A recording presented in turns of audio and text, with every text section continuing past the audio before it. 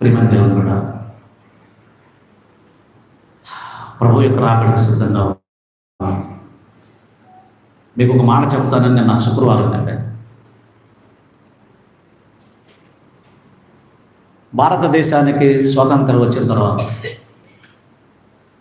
స్వతంత్ర దినం రోజున ఖచ్చితంగా మనం వేరే వేరే దేశం గెస్టులను పిలుస్తాం. మన దేశం ఉన్నటువంటి ఆచారం రిపబ్లిక్ డేకి పిలవం మనం. ఎప్పుడు జరిగింది రిపబ్లిక్ డే? ఎప్పుడమ్మా? అమ్మా వందనాలు, దేవుని దయలు గుర్తుపెట్టు. రిపబ్లిక్ డే గణతంత్ర దినం రోజున మనం ఎవరిని కూడా గెస్టులుగా పిలవం. భారతదేశ రాజ్యాంగం మనకు దేవుడిచ్చిన స్వాతంత్ర్యం, సంపాదించుకున్న స్వాతంత్ర్యం అని ఎవరిని పిలవం. కానీ ఈ సంవత్సరం ఏం జరిగిందో తెలుసు. యూరోప్ దేశం నుండి ఇద్దరు గెస్టులను పిలిచారు.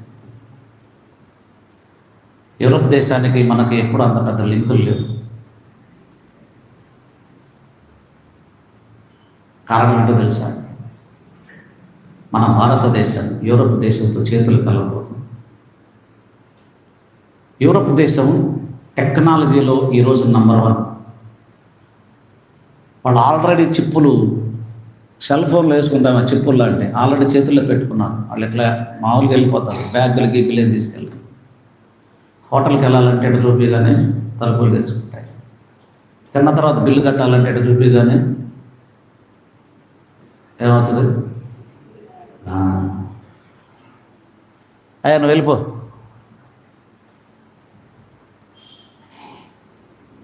అయిపోతుంది. అది ఈ రోజున భారతదేశంలో యూరోప్ దేశాలు షేక్ హ్యాండ్ ఇచ్చుకుని మనం కలిసిపోదామంటే త్వరలో మనకు కూడా టెక్నాలజీ రాబోతుంది. ఆధార్ కార్డులు పోయినాయి కదా. కొన్ని స్కూల్లో మనం ఆధార్ కార్డు తీసుకెళ్లాల్సిన అవసరం లేదు. అక్కడ కెమెరా ఉంటుంది, కెమెరా దగ్గరికి వెళ్ళి నిలబడగానే మన చరిత్ర అంతా కెమెరా రిసీవ్ చేసేస్తుంది. ఆధార్ కార్డు ఉందా, పాన్ కార్డు ఉందా, ఈ కార్డు ఉందా, ఆ కార్డు ఉందా, కార్డులు లేవే.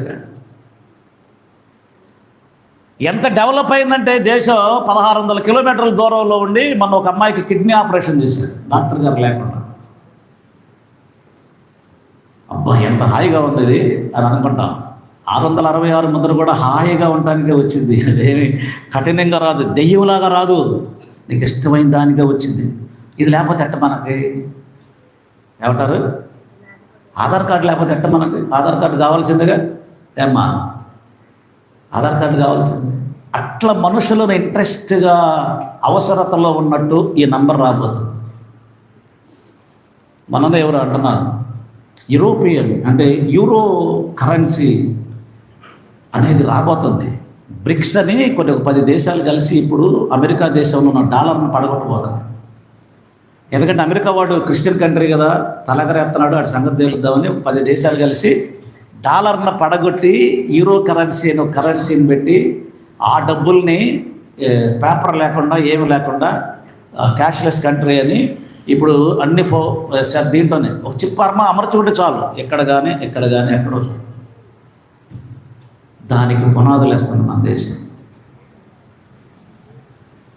బైబిల్ ఏం చెప్తుందంటే ఇలాగున ఈ 10 మంది అగ్రరాజ్య నేతలు కలిసి, అగ్రరాజ్య నేతలే వీళ్ళందరూ కలిసి మీరు ప్రపంచాన్ని పరిపాలించలేక ఒక వ్యక్తిని ఎన్నుకుంటారు, అతనే యాంటీక్రిస్ట్ అని. ఇప్పుడు 10 దేశాలు సమకూడి యూరోప్ దేశంతో మనకు చేతులు కలిపాడు. యూరోప్ టెక్నాలజీ అంతా ఎక్కడికి వస్తుంది? భారతదేశానికి వస్తుంది. భారతదేశానికి రాగానే మనం కూడా ఏమనుకుంటాం? చిప్ వేయించుకుందాం. ఏంటది? అది లేకపోతే సెల్ ఫోన్లో చిప్ వేయించుకుంటున్నారా? అది చిప్. అందుకంటే చిన్నది ఇంజక్షన్ ద్వారా ఎక్కిస్తారు. ఇంజక్షన్ ద్వారా ఇట్లా ఎక్కించేస్తారు, ఉండిపోతుంది. నువ్వేమి భారంగా మోసుకెళ్లాల్సిన పనే లేదు. హాయిగా బస్సు ఎక్కి ఎట్లంటే చాలు, ట్రైన్ ఎక్కి ఎట్లంటే చాలు, బ్యాంక్ కూడా వెళ్ళాల్సిన షాపులకి వెళ్ళి ఎట్లంటే చాలు. ఎంత సుఖంగా ఉందరా అనుకుంటాం కదా మనం. అబ్బాయి ఎంత మంచి ప్రభుత్వం, ఎంత బాగా పరిపాలిస్తుంది. అబ్బాయి చిప్పులు కాదురా, నంబర్ వేసుకోవాలంట. నంబరేనా వేసేయండి, ఏమంటారు? నంబరేనా వేసేస్తే ఎంత బాగుంటుంది. అంత్యక్రీస్తు పాలనకు మనం దగ్గరలో. ముసలమ్మ ముచ్చట్లు మానేసి దేవుడు ముచ్చట్లు చెప్పుకోవడం ప్రారంభించాలి. మీకు 2 చేతులు ఎత్తి దండం పెట్టి లేదు, టైం లేదు, దగ్గర పడిపోయావు. కొంతమంది సేవకులు ఏమంటున్నారంటే ఒక 4-5 ఏళ్లలో ప్రభు యొక్క రాకడ రావచ్చారు.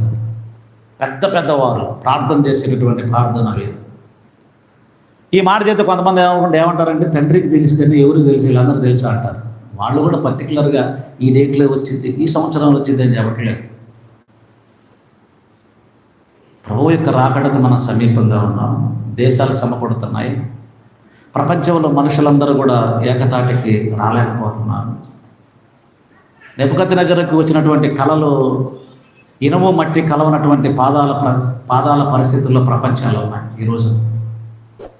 అందుకని దయచేసి మారు మనసు పొందకపోతే మారు మనసు పొందండి. పాప క్షమాపణ పొందకపోతే పాప క్షమాపణ పొందండి. మనుషులు మెచ్చుకోవాలని దేవాలయానికి రావద్దు, దేవుడు మెచ్చుకోవాలని దేవాలయం. కఠినంగానే ఉంటాయి దేవుడి మాటలు, ఇబ్బందిగానే ఉంటాయి దేవుడి మాటలు, ఎదురు తిరిగి మాట్లాడేటట్లే ఉంటాయి దేవుడి మాటలు. ఆహాజు రాజు, ఆహాజనా ఇస్కియా రాజు అనుకుంటాం. అశూరీలు దండెత్తిస్తే వాళ్ళతో చేతులు కలపమంటే కలపను అంటాడు.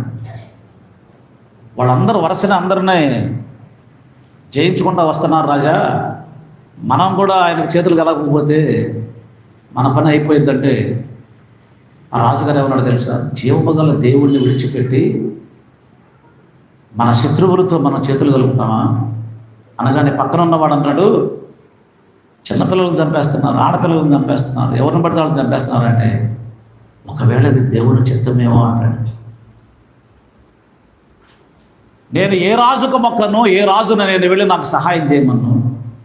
జీవము కలిగినటువంటి నా దేవుడు నన్ను రక్షించాడా? రక్షించినట్లే, లేకపోతే ఆయన కోసం చనిపోతానని మోకరించి జీవము కలిగినటువంటి యెహోవా నా శత్రువులు నా మీదకి వస్తున్నారయ్యా, ఏం చేస్తావంటే దేవుడు వారందరినీ సంహరించాడు. గట్టిగా చెప్పట్లు కూడా.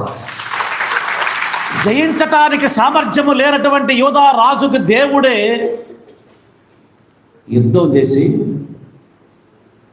యోధా రాజ్యం మీదకి వచ్చినటువంటి శత్రువులందరినీ కూడా సమూల నాశనం చేశాడు. ప్రియమైన దేవుని బిడ్డ, అంత్య దినాలలో, రాకడ దినాలలో, కొద్ది దినాలలోనే మనం ఉన్నాం. మీకు తెలియదు కానీ చాలామంది భక్తులతో మాట్లాడుతూ ఉంటే ఫోన్లో భయం వేస్తూ ఉంది. ప్రభువా సిద్ధపడున్నామా లేదా, ఈ సిద్ధపాటు కరెక్టా కాదా, దాని మీద మనసు ఉంచండి, రాకడకు సిద్ధపడండి.